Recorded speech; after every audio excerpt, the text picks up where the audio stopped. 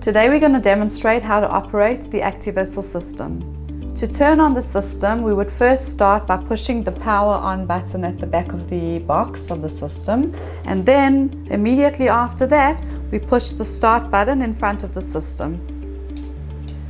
And now wait for the program to upload. So now we have reached our login screen, and I'm going to show you how to open a new condition in an existing patient file. So once we get to our login screen, we're going to put our cursor on the box and push enter. And then we're going to get onto our welcome screen. We're going to push enter onto the welcome screen, and we'll see that our patient list appears. We want to choose a patient that we would like to add a new condition. So I'm going to put my cursor on this patient, and if I'm happy with the choice of patient, I'm going to push on the tick sign, and we're going to go into her personal information file. At this point, we are able to go into the condition file because it's enabled for us. It's in blue, as you can see. So I'm going to push on this file, and as we can see, we have information on the existing condition. Now we want to add a new condition to our existing patient file, and this we can do by pushing on the cursor with the hand and the plus. So as I push on this, it's going to open up a new condition file.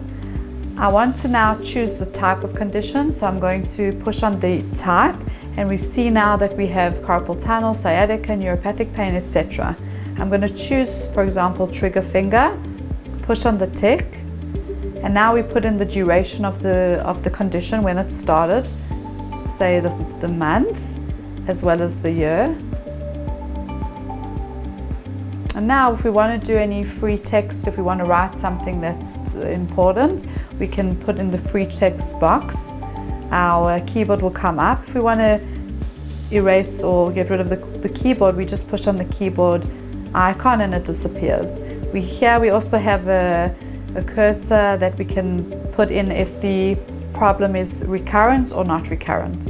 As you can see, we have a box which is red, which means it's mandatory to fill in, and this is the area or location of the treatment or condition. So I'm going to click on this box, and as you can see that the body appears on the screen.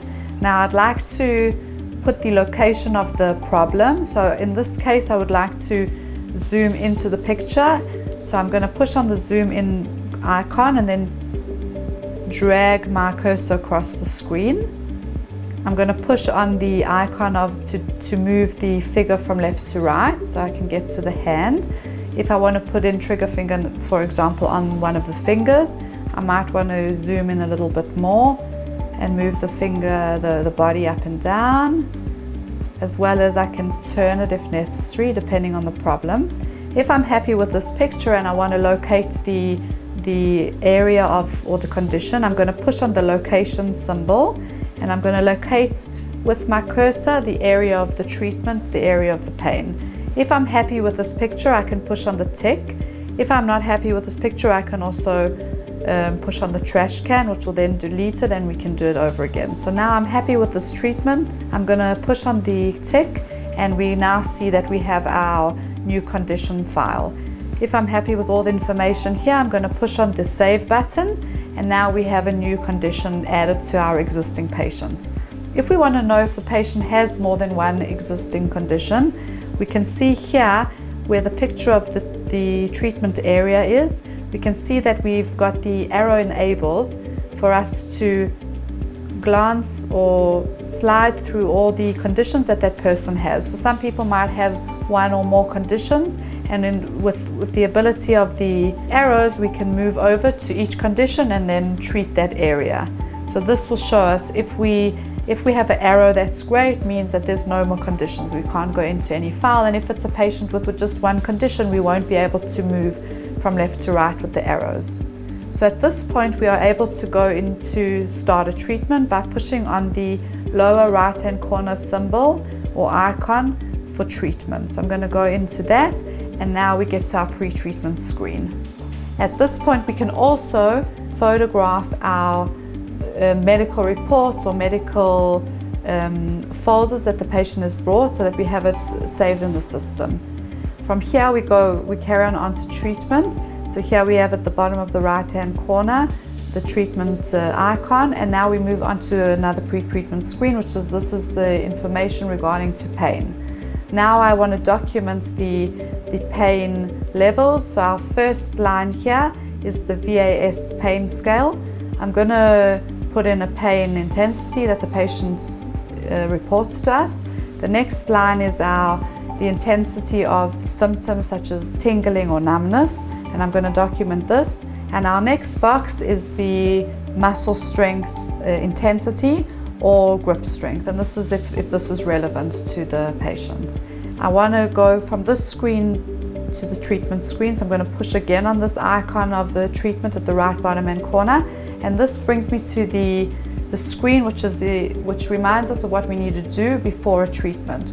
So our first picture or icon here is reminding us to stick the electrodes onto the treatment area. Once I tick on this treatment, we will see now a picture or a video of the various areas to place the electrodes for the specific condition. So once I've placed the electrodes in the right area, I press on the tick, and now we move on to connecting the electrode stickers to the electrode cable. So at this point we would connect the two, and we push on this, it turns to green, and we move on to preparing the transducer head. At this point, once we've connected the electrodes, we would then apply gel onto the treatment area, and then once we've done that, we click on this icon of the transducer, and we now go on to treatment with the same icon on the bottom right hand corner, and this would bring us to our treatment screen where we can start a treatment. As you can see, I've attached the electrodes to the area of treatment. At this point, we can proceed to treatment. As you can see, I've placed the electrodes at the treatment site, and this is all according to the protocol for the treatment itself. In each different condition, we have a different protocol to where to place the electrodes. So that needs to be done according to protocol. So here you can see I've placed the 4 electrodes. If you can see, we've got the tips of the electrode cables. We can see we have 2 white tips, 1 red and 1 black. We need to make sure that the 2 white tips are diagonal to each other. So we've got the 1 white tip here, the other white tip here, and they're diagonally to each other. And now we see that the red tip and the black tip are diagonal to each other. So once we have connected the electrodes, we will explain to the patient that we will be increasing the electrode intensity when we start the electrodes, and they will feel slight tingling, and then we'll see movement in the limb.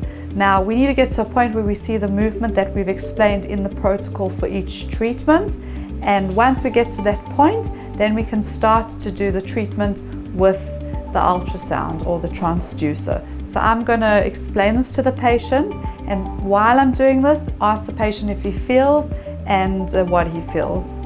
So as I'm going to push on the start button of the electrodes, and I'm going to increase the electrodes slowly to start seeing movement, and ask the patient if he feels anything.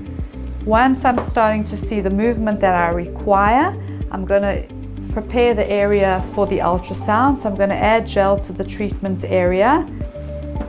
I'm going to put some gel on the transducer head, and once I've laid the transducer head on the treatment area, I'm now ready to start the transducer.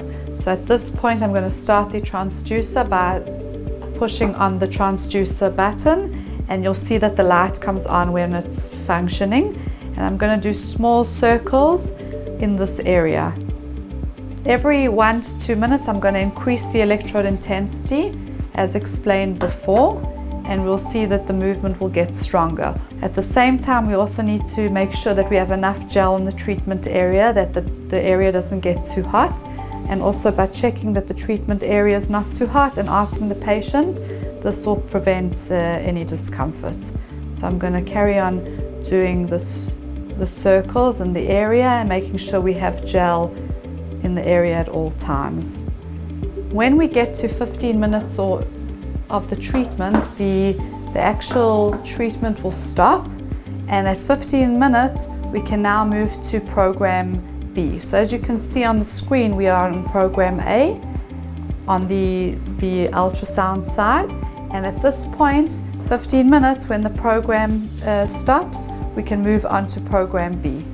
So I'm going to increase the electrodes again, and now I can change to program B, and now prepare our transducer onto the area of treatment, and now we can start the transducer again.